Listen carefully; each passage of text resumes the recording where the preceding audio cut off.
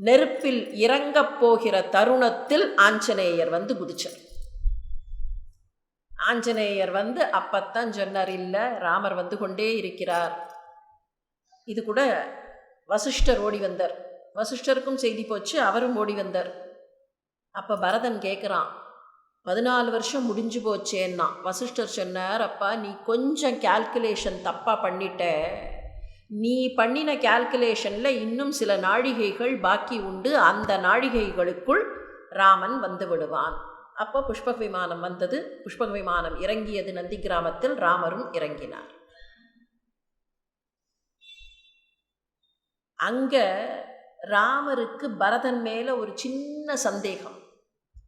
ஒருவேளை பரதனுக்கு ராஜ்யத்தின் மீது ஆசை இருந்திருக்குமோங்கிற சந்தேகம்.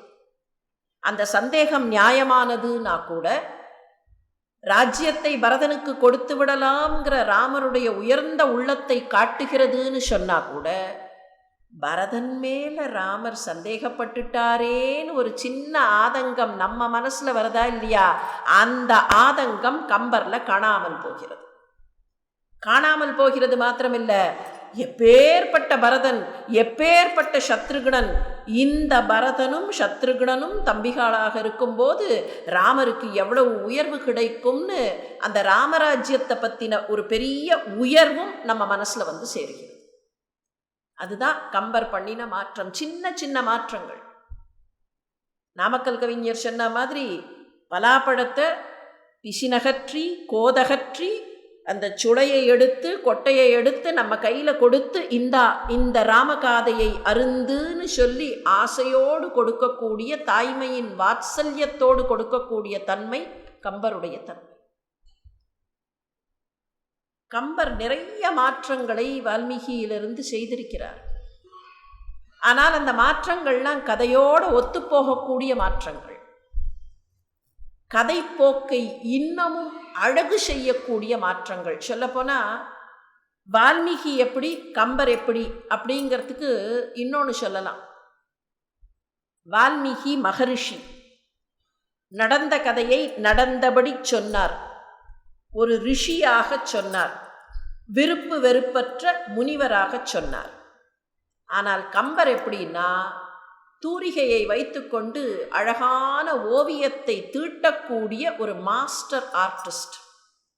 அந்த தூரிகையை அப்படி தீட்டிட்டு ஒரு சின்ன ஸ்ட்ரோக் போட்டுட்டு, நல்ல ஆர்டிஸ்ட் பாருங்கள், ஒரு சின்ன ஸ்ட்ரோக் அப்படி போட்டுட்டு ஒரு 2 அடி பின்னால் வந்து அந்த ஸ்ட்ரோக் அழகா இருக்கான்னு பார்த்து அதுக்கு இன்னும் அழகு சேர்ப்பார்களே, அப்படி அழகு சேர்க்கக்கூடிய ஒரு மகா கலைஞர் தான் கவிச்சக்கரவர்த்தி. அங்கங்க தமிழ் மரபையும் தமிழ் பண்பாட்டின் மரபையும் சேர்த்து சேர்த்து தன்னுடைய காப்பியத்தை பின்னி கொடுத்தவர் கம்பர். இன்னொரு இடம் சொல்றேன். வால்மீகியிலிருந்து கம்பர் மாறுபட்ட இடம் ஒரு சின்ன மாடிஃபிகேஷன் தான், பெரிய மாடிஃபிகேஷன் இல்லை, சின்ன மாடிஃபிகேஷன் தான். கபட சந்நியாசியாக ராவணன் வந்துட்டான். இந்த ராவணன் சீதையினிடத்தில் பேசுகிறான். இந்த இடத்துல ஒரு விஷயம், கொஞ்சம் கம்பரையும் வால்மீகியும் நிறுத்திட்டு ஒரு விஷயம் நினச்சி பார்க்கணும். நம்மில் நிறைய பேருக்கு ராமாயணம்னு சொல்லும்போதே ராமர் மாரீச்சன் பின்னால் போயிருக்கிற கட்டத்தில் சீதைக்கு காவலாக இருந்த லக்ஷ்மணன் அங்கே மானுடைய குரல் கேட்டு அது ராமனுடைய குரல்னு நினச்ச சீதை லக்ஷ்மணனை போய் அண்ணாவுக்கு என்ன ஆச்சுன்னு பாரு அப்படின்னு விரட்டிய சந்தர்ப்பத்தில் லக்ஷ்மணன் ஒரு கோடு கிழித்து விட்டு போனதாகவும் அந்த கோட்டை சீதை தாண்டியதாகவும், அப்படி தாண்டினதனால்தான் ராவணன் அவளை தூக்கி கொண்டு போனான் என்பதாகவும் ஒரு நம்பிக்கை உண்டு. இந்த நம்பிக்கை எவ்வளவு தூரத்துக்குன்னு சொன்ன, அந்த கோட்டுக்கே லக்ஷ்மண் ரேகான்னு பேர். அந்த நம்பிக்கை ரொம்ப நாளாக ஆழ பதிஞ்சு போன நம்பிக்கை. எங்கே தெரியறதுன்னு சொன்னால், கரப்பாம்பூச்சி வராமல் இருக்கணும்னு சொன்னால் அந்த மருந்துக்கே லக்ஷ்மண் ரேகா அப்படின்னு பேர் வச்சாச்சு. லக்ஷ்மண் ரேகான்னு சொன்னால் அந்த கோட்டை தாண்டக்கூடாது, தாண்டப்பட முடியாத ஒரு கோடு லக்ஷ்மண் ரேகா. வால்மீகியிலையும் லக்ஷ்மண் ரேகா கிடையாது, கம்பர்லையும் லக்ஷ்மண் ரேகா கிடையாது. இன்னும் சொல்ல போனால் துளசியிலையும் கிடையாது. வால்மீகியிலையும் கம்பரிலேயும் துளசியிலேயும் கிட்டத்தட்ட ஒரே மாதிரியாகத்தான் அந்த காட்சி அமையும். சீதை தனியாக இருக்கா பர்ணசாலையில், லக்ஷ்மணனும் போயாச்சு. லக்ஷ்மணனை அவளே அனுப்பிடுறா. நீ போய் பாருங்கிறா. போக மாட்டேன்னு சொல்கிற லக்ஷ்மணனை அவள் ஒத்துக்கலை. அண்ணாவுக்கு ஒன்றும் ஆயிருக்காதுமா, அதெல்லாம் அண்ணாவுக்கு ஒன்றுமே ஆகாது, எனக்கு தெரியும், அவருடைய பலம் எனக்கு தெரியும்னு லக்ஷ்மணன் சொன்னபோது அவள் கேட்கல. இங்கே நிற்காத, எதற்காக இங்கே நிற்கிறாய்? நீ இங்கே நின்னா நெருப்பில் விழுந்துருவேன்னா. அதுதான் லக்ஷ்மணனை போக வச்சுது. நீ இங்கேருந்து புறப்பட்டு போகலன்னு வச்சுக்கோ, நான் நெருப்பில் விழுந்துருவேன்னா. இவ செஞ்சிடுவா, சொன்னதை செய்யக்கூடியவள். இவன் நெருப்பில் விழுந்துட்டா என்ன பண்ணுறதுங்கிற பயத்தில் தான், அந்த அச்சத்தில் தான் இளைய பெருமாள் புறப்பட்டு போகிறார். அவரும் புறப்பட்டு போயாச்சு. இவ தனியாக இருக்கா பர்ணசாலையில். அந்த சந்தர்ப்பத்தில் தான் அதற்காக காத்து கொண்டிருந்த கபட சந்நியாசி வந்து நிற்கிறான். இவன் வந்து நின்ன உடனே அவனை உபசரிக்கிறாள் சீதை. அதிதிகள் வந்தால் அடர்ந்த வனத்தில் இருந்தாலும் அவர்களை உபசரிக்க வேண்டும். இது மரபு, இது முறை. அதனால் அவன் என்ன பண்ணுறா, திண்ணையில் உட்கார சொல்கிறா. பர்ணசாலையில் அவருக்கு உபச்சாரம் செய்கிறாள். வந்திருக்கிற சந்நியாசி இவ்வளோ வசந்த சந்நியாசி இவர் வந்திருக்காரே, என்ன ஒரே ஒரு சின்ன வருத்தம் அவளுக்குன்னா, இந்த சமயத்தில் ராமர் கூட இல்லையே. ஒரு சந்நியாசிக்கு உபச்சாரம் பண்ணும்போது கணவனும் மனைவியுமாக சேர்ந்து செய்தால் அது உத்தமம். அவர் இல்லையே, அவர் இருந்திருந்தால் இன்னும் நன்றாக பண்ணியிருக்கலாமே உபச்சாரம்னு நினைக்கிறான். அது சொல்லவும் சொல்கிறா. நான் தனியாக இருக்கிறேன், என்னுடைய கணவன் இப்போது கூட இருந்தால் இன்னமும் நாங்கள் உங்களுக்கு உபச்சாரம் செய்ய முடியும், இந்த சந்தர்ப்பத்தில் வந்திருக்கிறீர்கள். அப்போ தான் அவன் கேட்குறான், ஏன் எங்கே போயிருக்கிறான் உன்னுடைய கணவன்? ஒன்றும் தெரியாத மாதிரி கேட்குறான். சந்நியாசியை உபசரிக்க வேண்டும் என்கிற எண்ணத்தில் உபச்சாரம் செய்கிறாள், பேசிக்கொண்டிருக்கிறாள். அப்படி பேசிகிட்டே இருக்கும்போது தாங்கள் எங்கிருந்து வருகிறீர்கள்னு கேட்குறான். இந்த வனப்பகுதியில் இப்படி ஒரு சந்நியாசி இவ்வளவு நாள் நான் பார்த்ததில்லை, இன்னைக்கு வந்திருக்கிறீர்களே, நீங்கள் எங்கேருந்து வருகிறீர்கள்? ரொம்ப தூரம் பயணம் பண்ணி வருகிறீர்களான்னு கேட்குறான். அப்பா அவன் சொல்கிறான், நான் எங்கேருந்து வரேன் தெரியுமா, தென் திசையில் இருக்கானே ராவணன் ஒரு பெரிய அரசன், அவனுடைய ராஜ்யத்திலிருந்து வருகிறேன். இவளுக்கு பொறுக்க முடியல. ராவணனை ராட்சசனை போய் ஏதோ ரொம்ப உயர்ந்த அரசன்னு சொல்லுகிறீர்களே, உங்களுடைய இந்த கோலத்துக்கும் நீங்கள் பேசுகிற வார்த்தைக்கும் பொருத்தம் இல்லையேங்கிற. நீ பேசுகிற வார்த்தை என்ன? ராட்சசனை போய் ஒரு உயர்ந்த அரசன்னு சொல்கிற, எல்லாருக்கும் தீங்கு பண்ணுறவன் அவன், எல்லாரையும் பிடிச்சு ஆட்டி படைக்கிறான், அவனை போய் ஒரு பெரிய அரசன்னு சொல்லுகிறீர்களே, உங்கள் உருவம், நீங்கள் சன்னியாசி கோலத்தில் இருந்து இப்படி பேசலாமா? சன்னியாசி இப்படி பேசலாமா? ராட்சசனை போய் ஒரு அரசன்னு சொல்கிறதான்னு கேட்குறான். அவனுக்கு உள்ளுக்குள்ள கோபம் வெடிக்கிறது. அந்த கோபத்தில் அவனுடைய வேடம் கலைகிறது. என்ன சொன்ன? ராவணனை போய் அரசன் இல்லைன்னு சொன்னியா, ராட்சசன்னு சொன்னியா, மனிதர்களை உயர்ந்தவன்னு சொன்னையான்னு கோபத்தில் வெடிக்கிறான். எப்போவுமே என்னதான் வேஷம் போட்டாலும் அந்த வேஷம் ரொம்ப நேரம் தங்காது. அதுவும் உள்ளுக்குள்ள அஜிடேஷன், உள்ளுக்குள்ள ஆங்ஸைட்டி இருந்து, அஜிடேஷன் இருந்து, கோபம் கிளர்ந்து எழும்னு சொன்ன போட்ட வேஷமெல்லாம் கலைஞ்சு போகும். இவனால் காமாக இருக்க முடியல. ஒரு சன்னியாசி எப்படி இருக்கணும்? என்னவா இருந்தாலும் காமாக இருக்கணும். அடுத்தவர்கள் தன்னை பற்றி அவதூறு சொன்னாலும் சன்னியாசியாக இருக்கக்கூடியவர் அதற்காக ரியாக்ட் பண்ணக்கூடாது. ஆனால் இவனால் பொறுத்துக்க முடியல. இவன் வெளியில் வேஷம் போட்டிருக்கிற சன்னியாசி, அந்த வேஷம் கலைகிறது. என்ன பேசின, யாரை பற்றி பேசினேங்கிறான். பார்க்குறா 10 தலையன், திடுக்கிட்டு நிற்கிறா.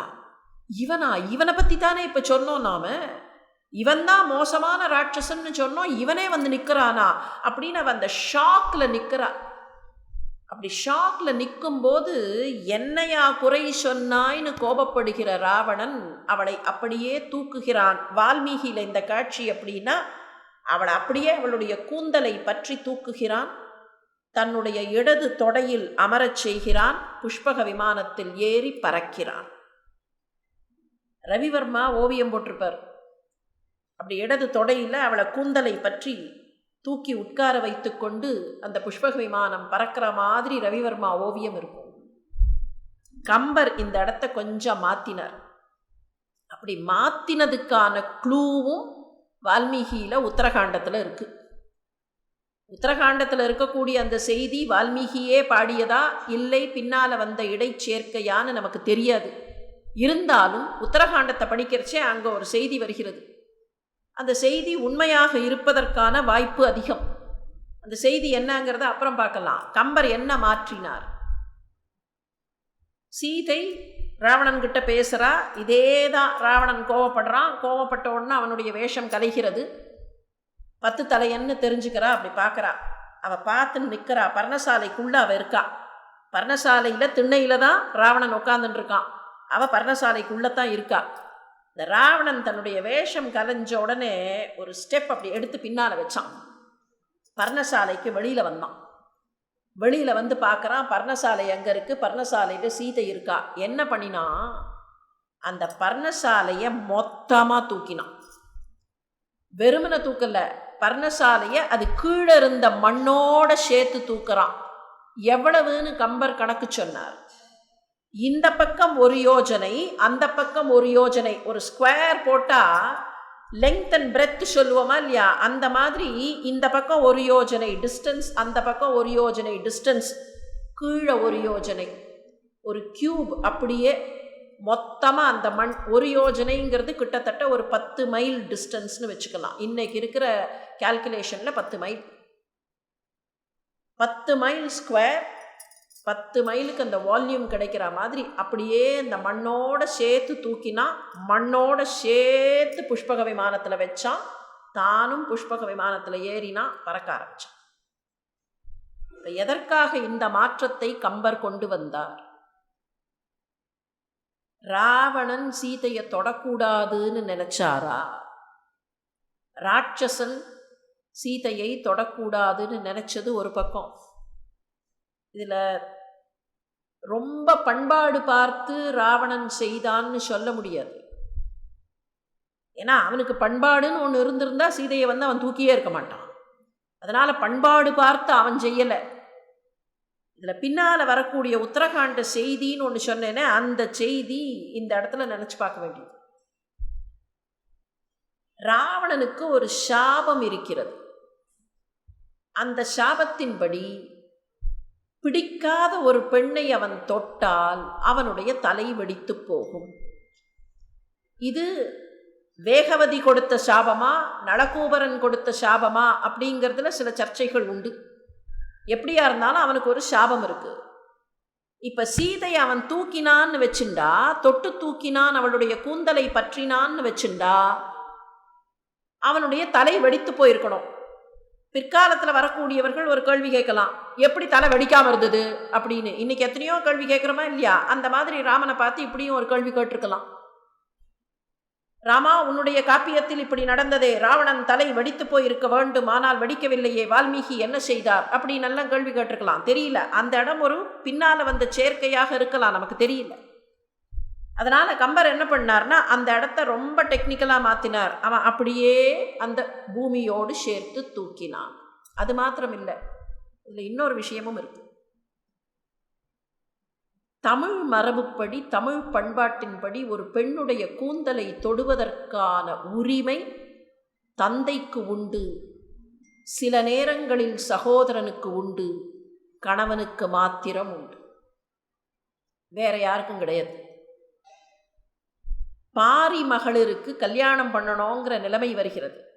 பாரியினுடைய 2 பெண்கள் அங்கவைக்கும் சங்கவைக்கும் திருமணம் செய்ய வேண்டும்ங்கிற நிலையில் அவ்வை பாட்டி நினச்சி பார்க்குறா. போன மாதம் உங்களுடைய அப்பா இருந்தார், உங்கள் 2 பேரின் கூந்தலையும் கோதிவிட்டு உங்களை பாசத்தோடு வருடுவதற்கு தந்தை இருந்தார்.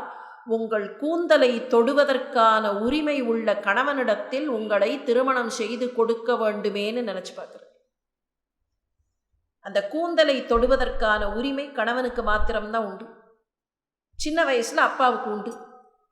அப்பா ஸ்தானத்தில் சகோதரன் இருந்தால் அந்த சகோதரன் கூந்தலை தொடலாமே தவிர, இல்லைன்னா மற்றவர்களுக்கு கிடையாதுங்கிறது தான் தமிழ் முறை.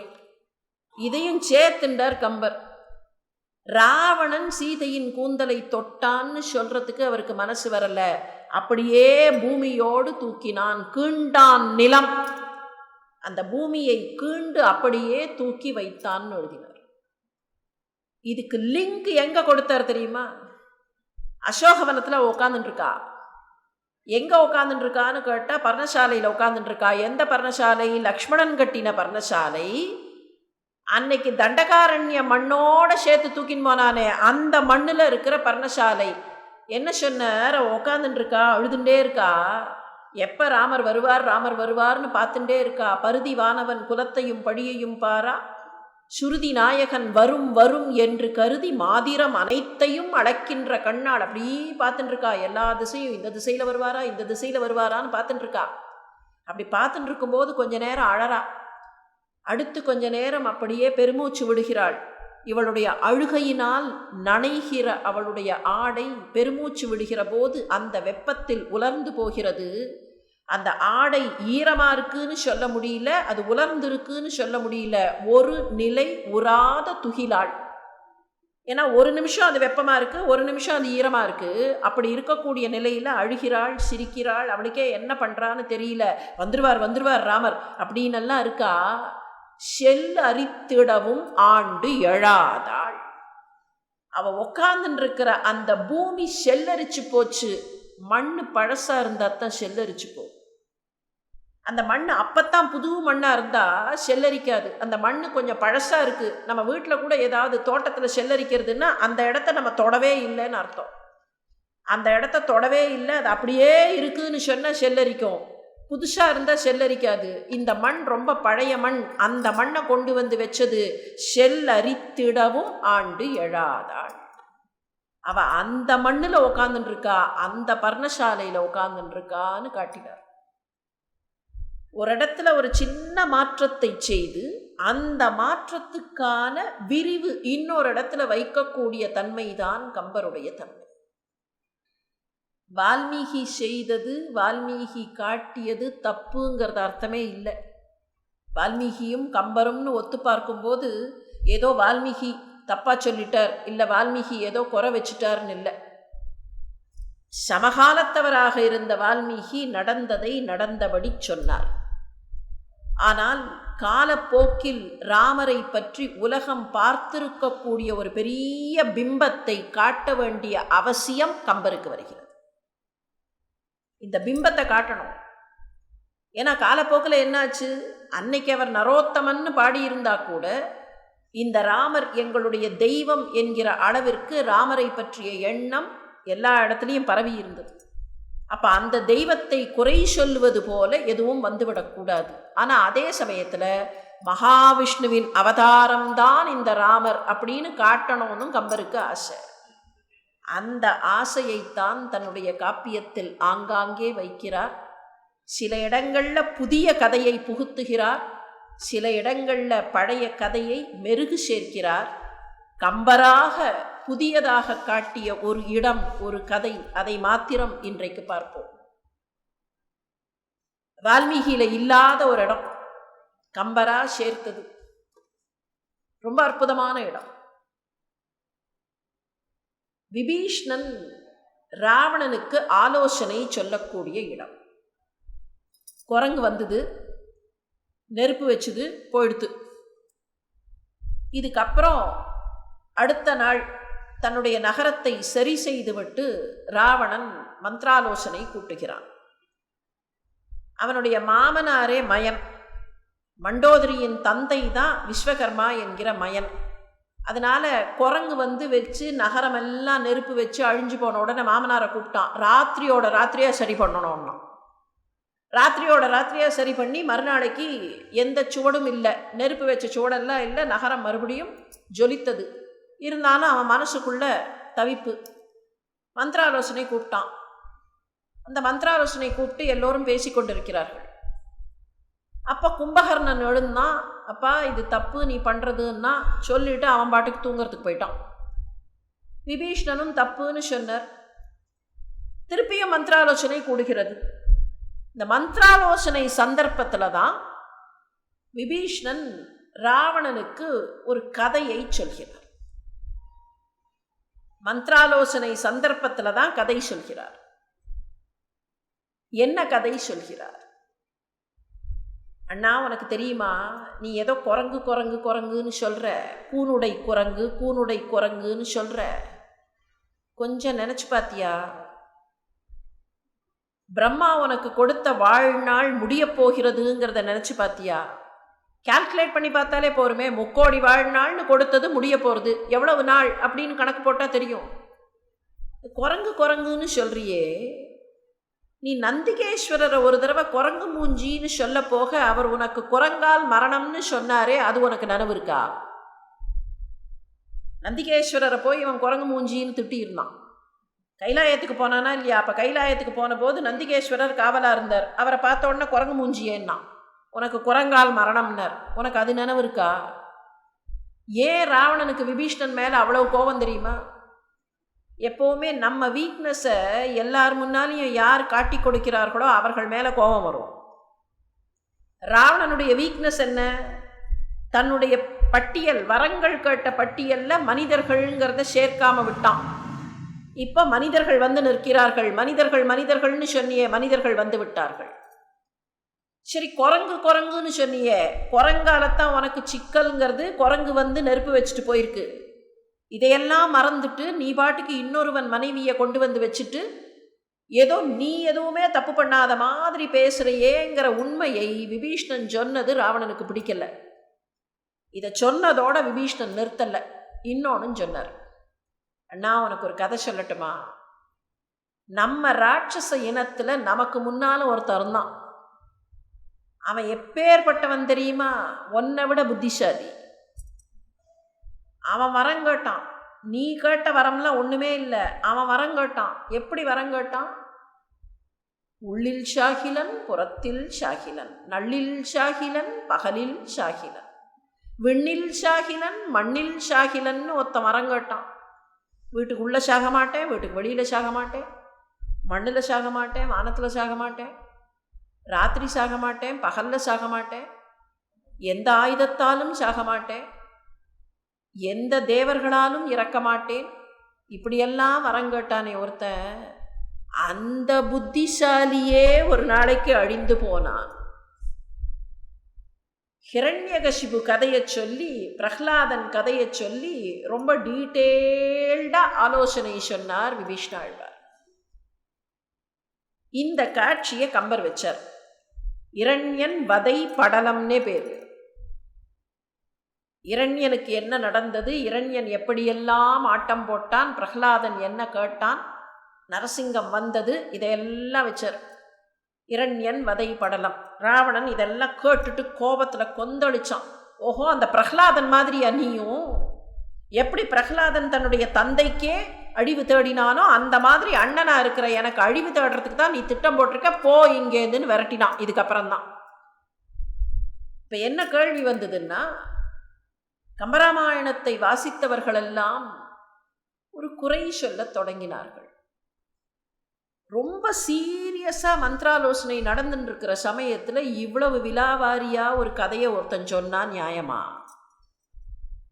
நாம் சாதாரணமாக அப்படித்தானே கேள்வி கேட்போம். குருக்ஷேத்திர போர்க்களத்தில் எல்லாரும் போர் செய்ய வேண்டுங்கிற நிலையில் இருக்கிறச்சே 18 அத்தியாயம் கிருஷ்ணர் சொன்னாரா அப்படின்னு கேள்வி கேட்போமா இல்லையா? அவ்வளவு என்ன, சினிமாவில் ஒரு ஹீரோ ரொம்ப சீரியஸாக அப்போ தான் டயலாக் பேசுவார். அப்போ சொல்லுவோமா இல்லையா, இந்த சமயத்தில் குண்டடிப்பட்டுட்டு அதுக்கப்புறம் இப்படி சீரியஸாக டயலாக் பேசுகிறாரே, இது கொஞ்சம் சினிமேட்டிக்காக இல்லையா அப்படின்னு எல்லாம் கேள்வி கேட்போமா இல்லையா? இதே மாதிரி கேள்வி ராமாயணத்தை பார்த்து கம்பரை பார்த்து கேட்கப்பட்டது. இரண்யன் வதை படலம் இவ்வளவு டீட்டெயில்டாக இந்த சமயத்தில் பாட வேண்டியது அவசியம்தானா? அரங்கேற்ற சமயத்தில் இந்த இரண்யன் வதை படலத்தை பற்றி ஆட்சேபனை வந்ததாகவும் ஒரு செய்தி உண்டு. கர்ண பரம்பரையாக இருக்கக்கூடிய கதை, அகச்சான்று இல்லைனா கூட செவி வழியாக பல காலமாக வந்து கொண்டிருக்கக்கூடிய செய்தி. கம்பர் அரங்கேற்றம் பண்ணும்போது இதை பற்றி ஒரு கேள்வி வந்ததாம்.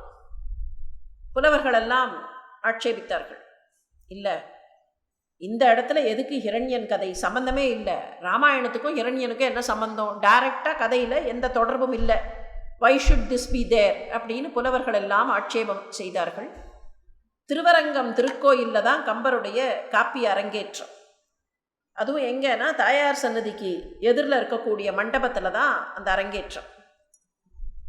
கம்பருக்கு மனசுக்குள்ள வருத்தம், இதை எடுத்து விடுங்கள்னார்கள். கம்பர் என்ன கேட்டார், இதை எடுத்துடுறேன், நீங்களெல்லாம் சொல்லுகிறீர்கள் இதை எடுப்பதில் எனக்கு மனமில்லை, ஆனால் இந்த பாட்டெல்லாம் நான் ஒரு தடவை சொல்கிறேனே, எல்லாரும் இந்த பாட்டை கேட்டு விடுங்களே, அதுக்கப்புறமா தீர்மானம் பண்ணலாமேன்னார். இரண்யன் வதை படலத்தில் இருக்கக்கூடிய பாடல்களை எல்லாம் இந்த இடத்தில் புலவர்கள் நடுவில் ஒரு முறை எல்லாவற்றையும் சொல்லிவிடுகிறேன், வாசித்து விடுகிறேன், அதற்கு பின்னால் நீங்கள் முடிவு செய்யக்கூடாதான்னார். சரினார்கள் புலவர்கள். சரி போனா போகட்டும், இன்னைக்கு சாயந்தரம் எல்லாத்தையும் எடுத்து வெளியில் போட்டுடலாம், அது வரைக்கும் இவர் சொல்லிட்டு போகட்டும். அந்த இரண்யன் வதை படலத்தை பாடிக்கொண்டே வருகிறார். அப்படி பாடிக்கொண்டே வந்தபோது அதில் ஒரு காட்சி வரும். நரசிங்கம், இரண்யன் அழிந்து போவான், நரசிங்கம் அப்படி உக்ரத்தோடு நிற்கும். அப்படி உக்ரத்தோடு நிற்கும்போது பிரம்மா வந்து அந்த நரசிங்கத்தின் கோபத்தை தணிக்க முயற்சி செய்வார். அப்போது ஒரு கேள்வி கேட்பார் பிரம்மா, இது என்னப்பா இது, நான் இது வரைக்கும் பார்க்காத ஒரு கோலம், சிருஷ்டிகர்த்தாவாக இருக்கிற எனக்கே தெரியல இப்படி ஒரு உருவம் இருக்குன்னுட்டு, என்ன படைச்ச, எதுக்கு படைச்ச, சிருஷ்டிகர்த்தான்னு சொல்லி என்கிட்ட சிருஷ்டிக்கான வேலையை கொடுத்த, ஆனால் இன்னைக்கு அந்த சிருஷ்டிக்கு அப்பாற்பட்டு ஒரு உருவத்தில் நிற்கிறியே, இந்த உருவத்தின் சினத்தை, உக்ரத்தை நீ அடக்கி கொள்ளக்கூடாதான்னு பிரம்மா கொஞ்சம் மென்மையாக அந்த சாந்தப்படுத்துவதற்காக சொல்லுவார்.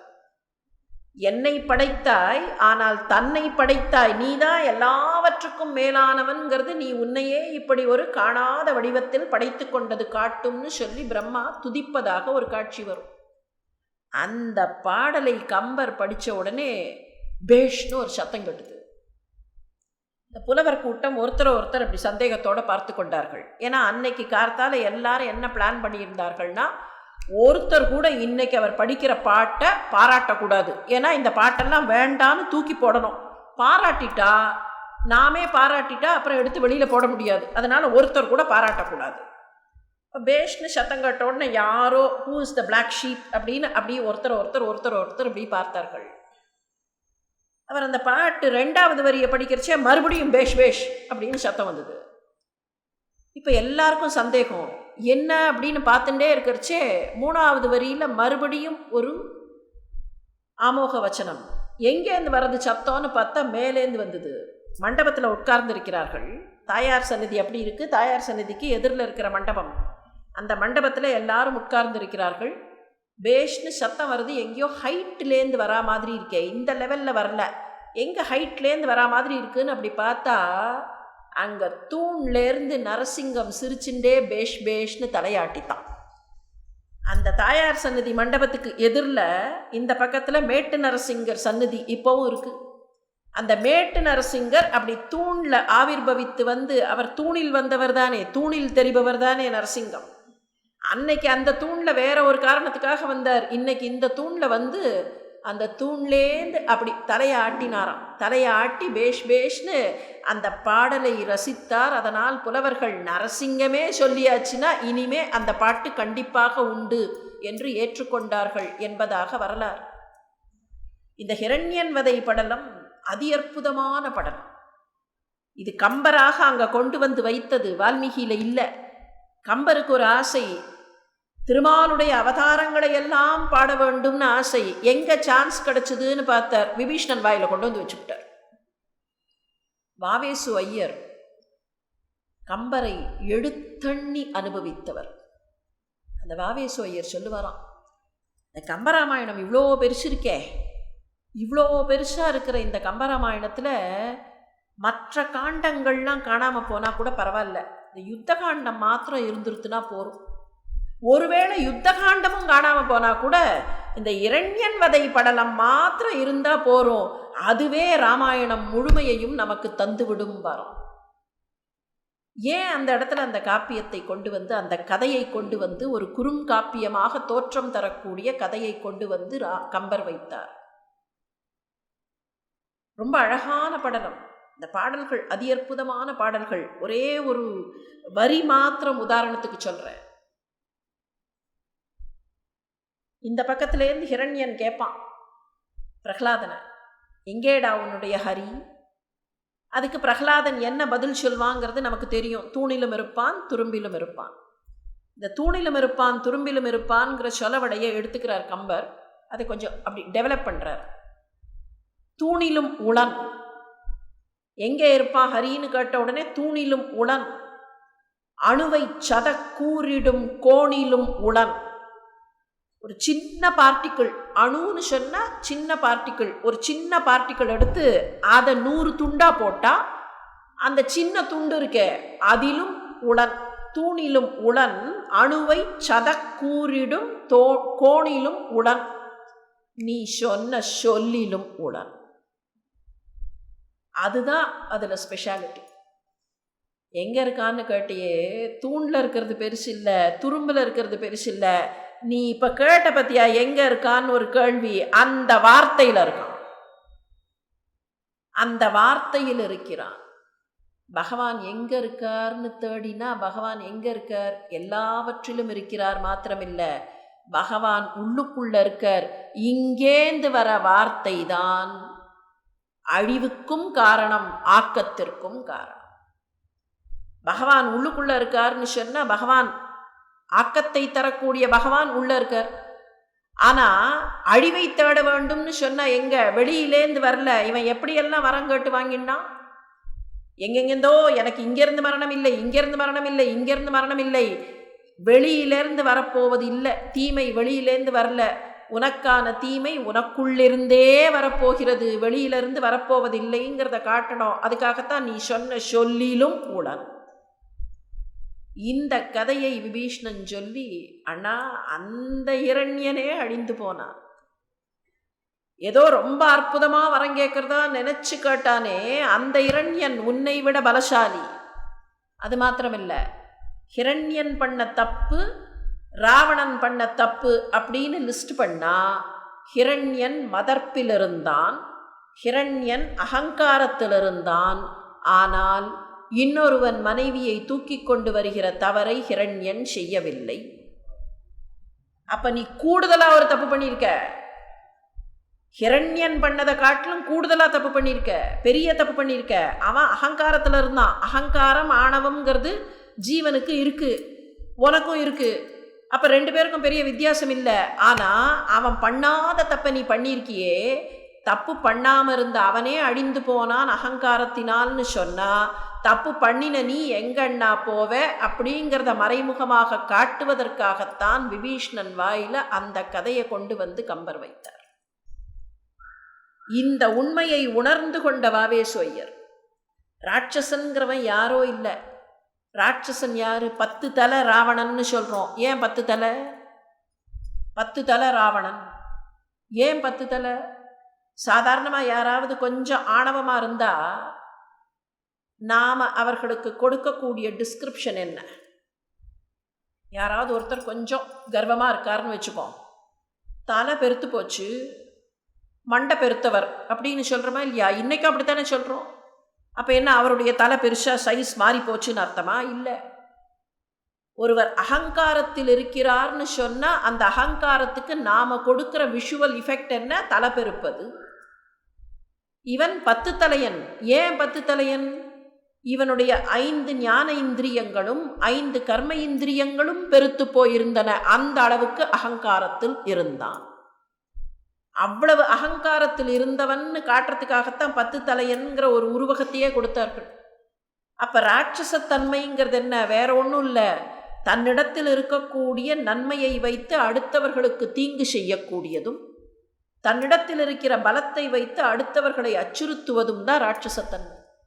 இந்த ராட்சசத்தன்மை போகணும்னு சொன்னா அண்ணா, அழிவு வெளியிலிருந்து வரல, அழிவு உள்ளிருந்து வருகிறது, அகங்காரத்தினால் வருகிறது, மமகாரத்தினால் வருகிறதுன்னு காட்டணும்.